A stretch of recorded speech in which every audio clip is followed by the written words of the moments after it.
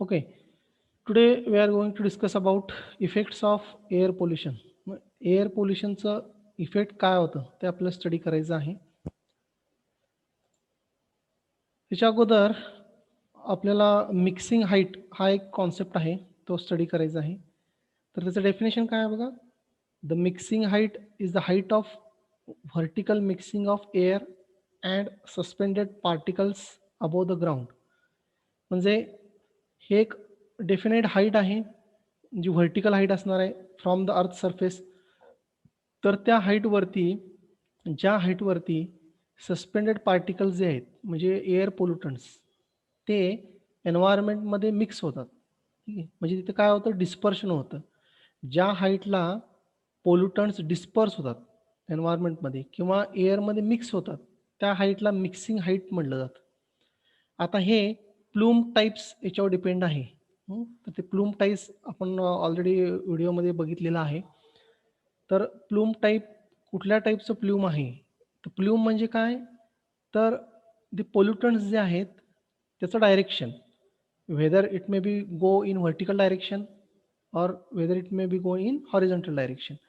तर ते जे डायरेक्शन आहे त्याला काय म्हटलं जातं? प्लूम म्हटलं जातं. तर हे सर्टन हाईटला गेल्यानंतर ते पोल्युटंट्स काय होतात? हवेमध्ये मिक्स होतात. त्या हाईटला म्हटलं जातं मिक्सिंग हाईट. तर हे वेगवेगळं असतं. हे depend upon the atmospheric stability.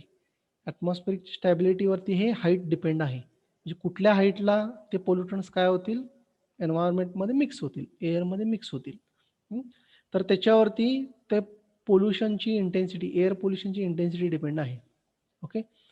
तर हे इफेक्ट जे एअर पोल्युशनचा इफेक्ट आहे, तो या डिस्पर्शन रेटवरती अवलंबून असतो. ठीक आहे.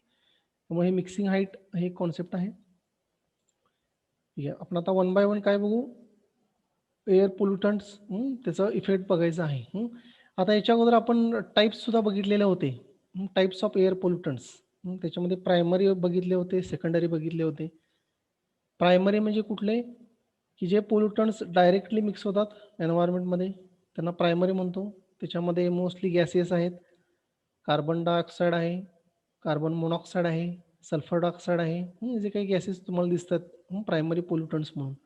हं, इथं व्हिडिओमध्ये. तर ते सगळे काय आहेत? प्रायमरी पोल्युटंट्स आहेत. सेकंडरी पोल्युटंट्स म्हणजे काय? तर आपण ऑलरेडी स्टडी केलंय. प्रायमरी पोल्युटंटची रिएक्शन होऊन जे काही तयार होतील त्यांना आपण काय म्हणतो? Secondary pollutants. म्हणजे इथं एरोने दाखवलेलं आहे बघा. Primary pollutants react with each other and it creates secondary pollutants. म्हणजे डायरेक्टली पोल्युशन करणार नाहीत. प्रायमरी पोल्युटंट्स डायरेक्टली पोल्युशन करतात. सेकंडरी पोल्युटंट्स काय होतात? प्रायमरी पोल्युटंट्स रिएक्ट होऊन तयार होतात आणि त्याच्यापासून पोल्युशन होतं, म्हणून त्यांना सेकंडरी. ओके. तर हे ऑलरेडी स्टडी केलेलं आहे. आता पुढं आपल्याला काय बघायचं आहे? तर इफेक्ट बघायचे आहेत. एअर पोल्युशनचे इफेक्ट काय होतात? तर वन बाय वन एनालिसिस केलेत बघा. पहिला आहे ॲसिड रेन. एअर पोल्युशनमुळे ॲसिड रेन होतं. सेकंड आहे इट्रॉफिकेशन. आता इट्रॉफिकेशन म्हणजे काय आहे? तर जे एअर पोल्युटंट्स आहेत त्याच्यामध्ये नायट्रोजन कंटेंट जर वाढला हवेमध्ये, तर हे इट्रॉफिकेशन होतं. म्हणजे जे काही वॉटर कंटेंट आहेत, म्हणजे सी असेल, लेक असेल, तर त्या वॉटर बॉडीजवरती त्याचा परिणाम होतो. त्याला इट्रॉफिकेशन म्हटलं जातं due to the nitrogen content. त्यानंतर थर्ड आहे इफेक्ट ऑन वाईल्ड लाईफ. हे एअर पोल्युशनचा इफेक्ट वाईल्ड लाईफवरती पण होतो. वाईल्ड लाईफमध्ये जे काही ऑर्गॅनिझम्स आहेत, लिव्हिंग ऑर्गॅनिझम्स, त्याच्यावर इफेक्ट होत असतो. ठीक आहे. त्यानंतर depletion of ozone layer. He fourth आहे. ओझोन लेयर डिप्लेशन तुम्हाला माहिती आहे. एअर पोल्युटंट्स जर हवेमध्ये असतील तर त्याच्यामुळं काय होतं, जर मोस्टली ग्रीनहाऊस गॅसेस जर असतील तर ते काय करतात? ओझोन लेयर डिप्लेशन करतात. ओझोन लेयर म्हणजे काय आहे? It is a O3 molecules. O3 पासून ते तयार झालेलं असतं आणि ते काय करतं, UV रेडिएशन्स जे काही आहेत, अल्ट्राव्हायोलेट रेज, ते पृथ्वीपर्यंत येऊ देत नाही. ते पृथ्वीला काय करतं? प्रोटेक्ट करतं. ठीक आहे. त्यामुळं ते एअर पोल्युशन जर वाढलं तर त्याचं डिप्लेशन होतं. तर ते फोर्थ इफेक्ट तिथं आहे. पाचवा इफेक्ट जो झालेला आहे तो इफेक्ट ऑन ह्युमन हेल्थ. आता हे एअर पोल्युटंट जे आहेत ते डायरेक्टली आपल्या श्वसनामार्गे शरीरामध्ये जातात आणि आपल्या हेल्थवरती त्याचा परिणाम होतो. तर त्याच्यामुळं क्रॉनिक डिसीजेस आपल्याला होऊ शकतात. तर ते इफेक्ट एअर पोल्युशनमुळे होतात. त्यानंतर 6वा दिलेला आहे तो ग्रीन हाऊस इफेक्ट आणि global warming. Green house effect green house gases जे काय आहेत त्याच्यामुळं काय होतं ग्लोबल वॉर्मिंग होतं. ग्लोबल वॉर्मिंग म्हणजे काय तर पृथ्वीचं तापमान वाढतं. Temperature on our surface is increases. It is called as global warming. All these effects are caused by air pollutants. हे सगळे इफेक्ट कशामुळे होतात? पोल्युटंट्समुळे होतात, एअर पोल्युटंट्समुळे. ठीक आहे. तर वन बाय वन आपण बघू. पहिलं ॲसिड रेन म्हणलेलं आहे. आता हे ॲसिड रेन कशामुळं होतं? तर इथं म्हणलेलं आहे बघा, involving air pollutants create acidic compounds. Acidic compounds तयार होतात एअरमध्ये जे काही पोल्युटंट्स आहेत त्याच्यामुळं आणि ते काय तयार होतं? ॲसिड्स तयार होतं. त्याला ॲसिड रेन म्हणलेलं आहे. मोस्टली याच्यामध्ये सल्फर कंटेंट जो आहे तो इम्पॉर्टंट आहे. हा सल्फर हवेमध्ये मिक्स होतो.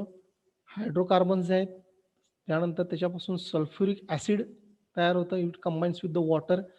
ते पाण्याबरोबर रिॲक्ट होतं आणि ते सल्फ्युरिक ॲसिड याच्यामुळं काय होतं, जे काही ड्रॉपलेट्स आहेत, एअर ड्रॉपलेट्स ते ॲसिडिक होतात. त्याला म्हटलेलं आहे ॲसिड रेन. ठीक आहे. तर हे कशामुळं होतं? Due to the sulphur content in the air. वातावरणामध्ये जर सल्फरचा अमाउंट जास्त असेल, सल्फर डायऑक्साईड, सल्फर मोनॉक्साईड, तर त्याच्यामुळं काय होतं? ॲसिड रेन होतं. ठीक आहे. तर हे पिक्चरला दाखवलेलं आहे बघा. आता इथं हे काही इंडस्ट्रियल आहेत, त्याच्यापासून जे काही इफ्लुएंट बाहेर पडणे आहेत, गॅसेस, ठीक आहे. तर ते काय आहेत? सल्फर डायऑक्साईड, नायट्रोजन ऑक्साईड असं म्हटलेलं आहे. तर हे सल्फर डायऑक्साईड जो आहे तो काय तयार करतो? H2SO4 तयार करतो. When it react with the hydrocarbon and oxygen, okay, then it create H2SO4. When this nitrogen monoxide react with the oxygen or a hydrocarbon, it creates nitric acid. HNO3 जे म्हटलेलं आहे, it is called as nitric acid. तर H2SO4 sulphuric acid आणि हे काय आहे? Nitric acid.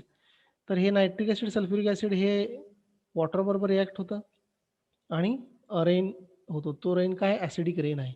आता हा रेन इथून माउंटन्समधून फ्लो होणार आहे आणि लेक्समध्ये किंवा जे वॉटर बॉडीज आहेत त्याच्यामध्ये मिक्सअप होणार आहे. It effects the living organisms.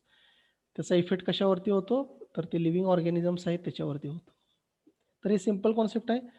Acid rain it is called by sulphur dioxide and nitrogen oxide.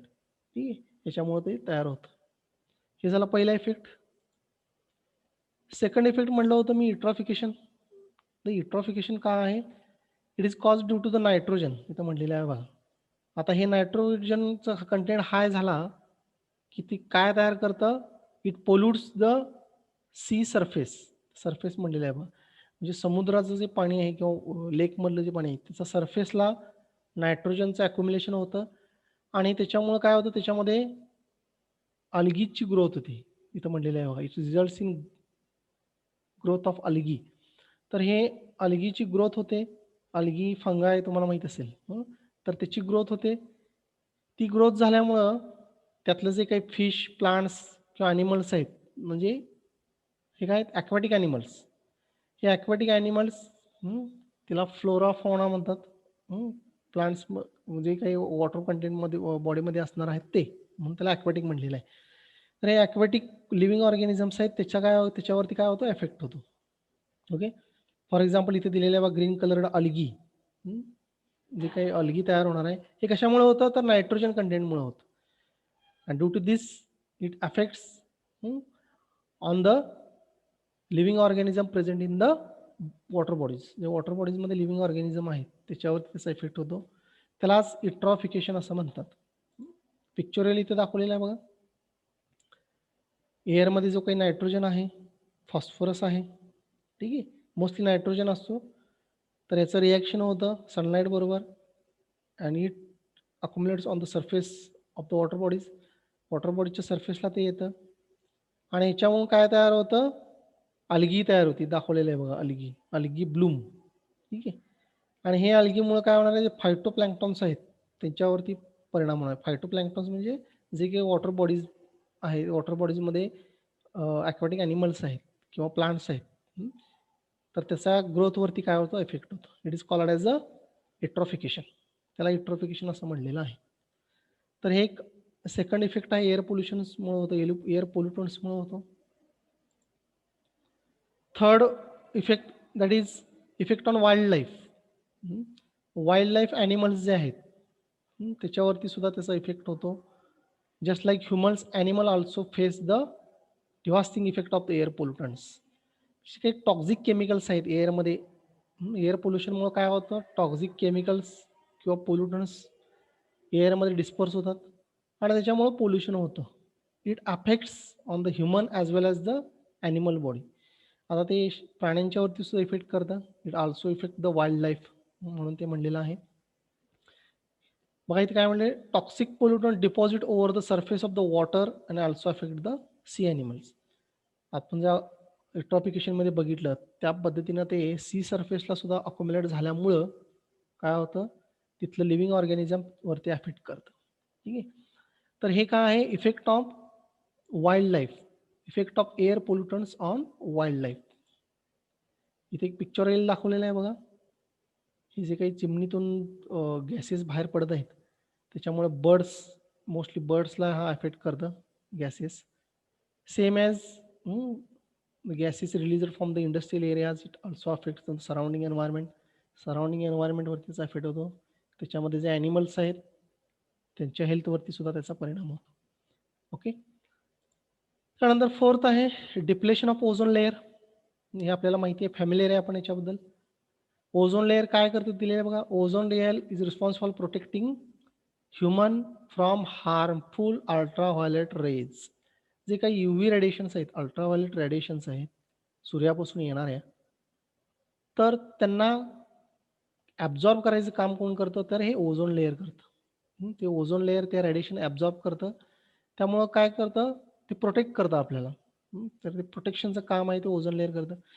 तर हे ओझोन लेअरचं डिप्लेशन होतं, म्हणजे ते विरळ होत चाललेलं आहे. कशामुळं? Due to the air pollutants. त्याच्यामध्ये मोस्टली क्लोरोफ्लोरोकार्बन, CFC हा घटक आहे. त्याच्यामुळं काय होतं, ओझोन लेअरचं डिप्लेशन होतं. It also caused by the hydrochlorofluorocarbons. जे काही CFC आहे किंवा HCFC आहे, त्याच्यामुळं काय होतं, ओझोनचं डिप्लेशन होतं. And when there is depletion of ozone layer, the ultraviolet rays directly goes to the earth surface or comes to the earth surface. Directly earth surface वरती येणार आहेत आणि which affects on the health of the living organism किंवा environment. जे काही environment आहे त्याच्यावरती त्याचा इफेक्ट होणार आहे. तर हे depletion of ozone layer, it is a cause due to the air pollutants. आता ही UV रेज काय आहेत हे दिलेलं आहे इथं. ठीक आहे. ह्या ओझोन लेअर 15 किलोमीटर वरती, म्हणजे जो काही स्ट्रॅटोस्फिअर आहे तिथं हा ओझोन लेअर असतो. हे आपल्याला माहिती आहे एन्व्हायरमेंटचं. जसं जसं आपण व्हर्टिकल डायरेक्शनने जाऊ, अपवर्ड डायरेक्शन, तसं ते डिस्ट्रीब्यूट झालेले आहेत. त्यात ट्रोपोस्फिअर आहे, स्ट्रॅटोस्फिअर आहे, मिसोस्फिअर आहे. त्याच्यावरती मग स्पेस आहे. तर हे स्ट्रॅटोस्फिअर जे आहे तिथं ओझोन लेअर हा असतो, जे तिचं लोकेशन तिथं आहे. आणि ते काय करतं, अल्ट्राव्हायोलेट रेडिएशन जे आहेत त्या रेडिएशनपासून अर्थला काय करतं, प्रोटेक्ट करतं. ते दाखवलेलं आहे. राईट साईडला दाखवलेलं आहे बघा. जे काही CFC आहे, क्लोरोफ्लोरोकार्बन, ते काय करतं, ओझोन लेअरचं डिप्लेशन करतं. इथे दाखवलेलं आहे बघा. आणि डायरेक्टली हे रेडिएशन्स काय होतात, पास होतात टू द अर्थ सरफेस. ठीक आहे. तर ह्याच्यामुळं ग्लोबल वॉर्मिंग सुद्धा होतं. ते आपल्याला पुढे बघायचं आहे. तर ozone layer depletion, it is mainly caused by the air pollution. हे एअर पोल्युशनमुळे होतं. Next, effect on human health. Air pollutants directly affect on the human health.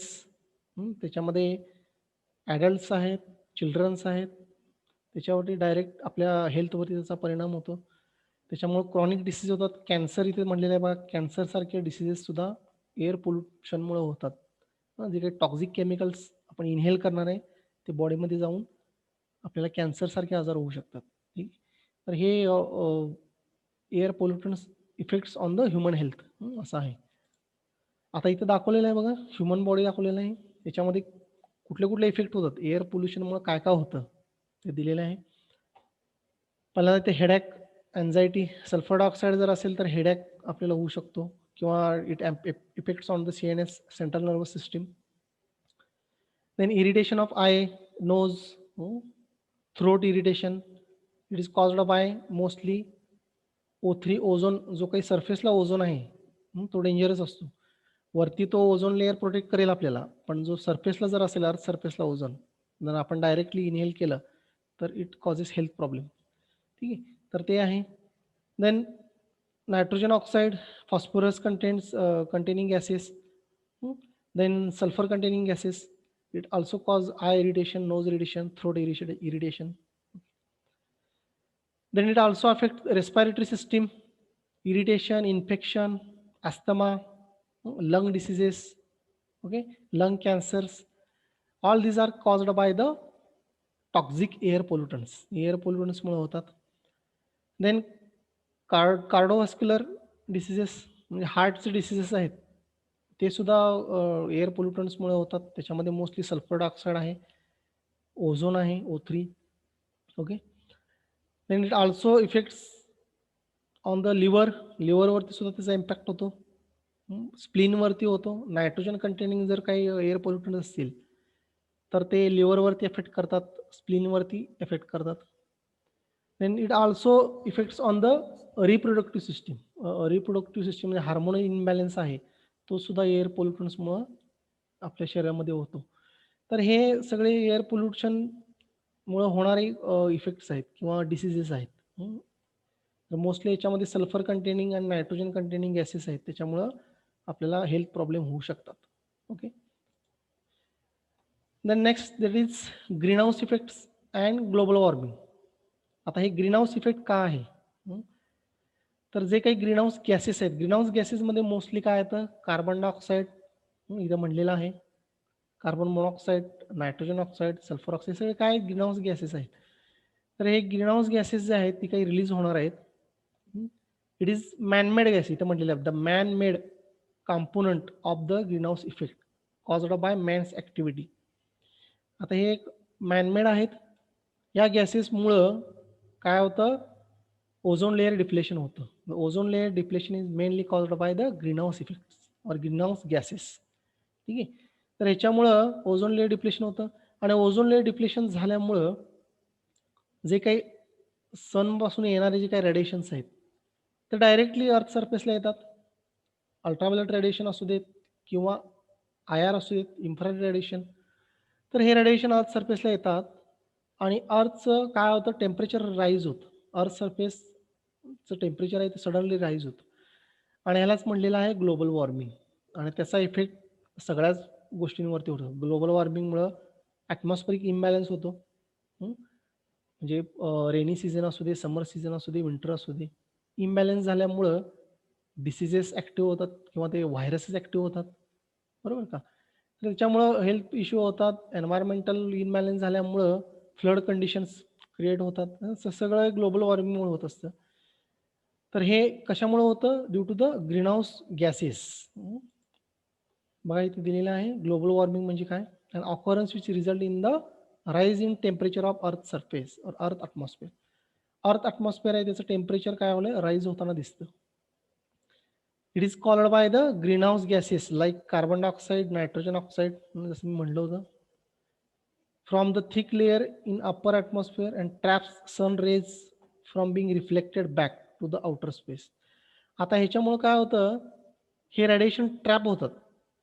हे जे ग्रीनहाऊस गॅसेस आहेत ते अकोमोडेट झाल्यामुळं हे रेडिएशन जे आहेत सनपासून येणारे ते तिथं ट्रॅप होतात.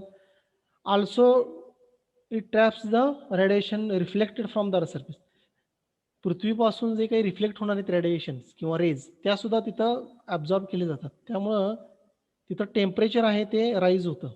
एन्व्हायरमेंटमध्ये रेज रिलीज न होता ते गॅसेस काय करतात, ॲब्झॉर्ब करतात आणि त्याचा परिणाम काय होतं, it increases the temperature of earth surface. It is called as global warming. त्याला ग्लोबल वॉर्मिंग म्हटलेलं आहे. आता इथे पिक्चोरियल दाखवलेलं आहे बघा. आता हे काही रेडिएशन जे येणार आहेत, अल्ट्राव्हायोलेट रेडिएशन्स, ते अर्थ सरफेसला काही येत असतात, काही रिफ्लेक्ट होत असतात, बरोबर का? आता इथे काय म्हणलं, most of the radiation absorb by the earth surface and worms it. हे काय रेडिएशन्स आहेत, हे काय करतात, अर्थ सरफेसचं टेम्परेचर वाढवतात. ठीक आहे. आता हे रिफ्लेक्ट्स होत असतात, अर्थ सरफेसपासून रिफ्लेक्ट होतात. जर इथं ॲटमॉस्फिअरमध्ये ग्रीनहाऊस गॅसेस जर असतील, तर हे रिफ्लेक्ट झालेले रेडिएशन काय होतात, इथं ॲब्सॉर्ब होतं. तर म्हटलेलं आहे बघा, some of the IR radiation passes through the atmosphere and some is absorbed and re-emitted in all direction by greenhouse gases. The effect of this causes increase in earth temperature. इथं म्हटलेलं आहे warm the earth surface. ठीक आहे. त्यामुळे हे अर्थचं temperature आहे ते काय होतं, इन्क्रीज होतं due to this greenhouse effect. Okay. Greenhouse gases जे आहेत ते हे रेडिएशन काय करतात, ट्रॅप करतात, आणि हे ट्रॅप झाल्यामुळं टेम्परेचर काय होतं, वाढतं. It is called as a global warming. Okay. तर हे असे इफेक्ट्स जे आहेत ते आपल्याला एअर पोल्युटन्समुळे बघायला मिळतात. ते आपण इफेक्ट्स ऑफ एअर पोल्युटन्स याच्यामध्ये एनलिस्ट केलेलं आहेत. ओके. तर हे परत आपण बघू एकदा वन बाय वन, म्हणजे तुम्हाला क्लिअर होईल.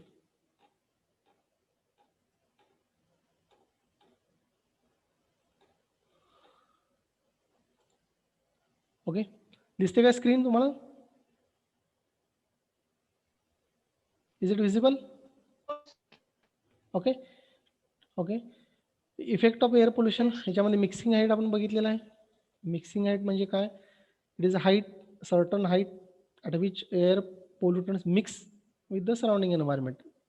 त्या हाईटला काय होणार आहे, ते डिस्पर्स होणार आहेत, त्याला मिक्सिंग हाईट म्हटलं जातं. It depend on the atmospheric स्टॅबिलिटीवरती डिपेंड आहे. देन एअर पोल्युटन्सचं टाईप ऑलरेडी आपण बघितले, primary and secondary air pollutants. Then effect of air pollutants त्याच्यामध्ये acid rain, eutrophication, effect of on wild life, depletion of ozone layer, effect on human health and greenhouse effect or global warming. All these effects are called by the air pollution. Acid rain आपण बघितलं, ह्याच्यामध्ये acid rain it is called by sulphur dioxide creates H2SO4, nitrogen oxide creates nitric acid HNO3. All this increases acidic content. Acidic content पाण्यामधला वाढतो आणि त्याला म्हणलेलं आहे acid rain. Then eutrophication it is called by nitrogen and phosphorus content. Okay. तर हे nitrogen phosphorus content वाढल्यामुळं it affects the sea surface आहे तो सरफेस अफेक्ट होतो, आणि त्याच्यामुळं काय होतं, it creates or it increases the growth of अल्गीची ग्रोथ वाढते, आणि it affects the aquatic life, जे काही पाण्यामध्ये प्राणी आहेत, त्यांच्यावरती इफेक्ट होतो. Then effect on wild life जे काही आहेत ॲनिमल्स आहेत त्यांना सुद्धा तो अफेक्ट होतो एअर पोल्युशनचा. Then depletion of ozone layer protects us from ultraviolet radiation due to the air pollutants, mostly CFC, chlorofluorocarbon. It causes depletion of ozone layer and the ultraviolet rays directly comes to the earth surface. Directly ते earth surface ला येतात. Okay. Then effect on human health. All these are caused by the air pollutants. ह्याच्यामध्ये headache आहे, irritation for eye, nose, throat. Then heart diseases.